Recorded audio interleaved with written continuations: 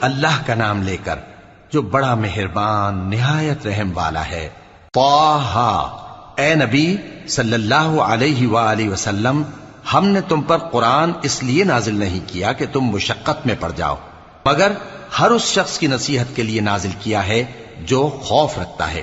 یہ اس ذات کا اتارا ہوا ہے جس نے زمین اور اونچے اونچے آسمان بنائے، یعنی رحمان، جو عرش پر جلوہ افروز ہوا۔ جو کچھ آسمانوں میں ہے اور جو کچھ زمین میں ہے اور جو کچھ ان دونوں کے بیچ میں ہے اور جو کچھ مٹی کے نیچے ہے، سب اسی کا ہے۔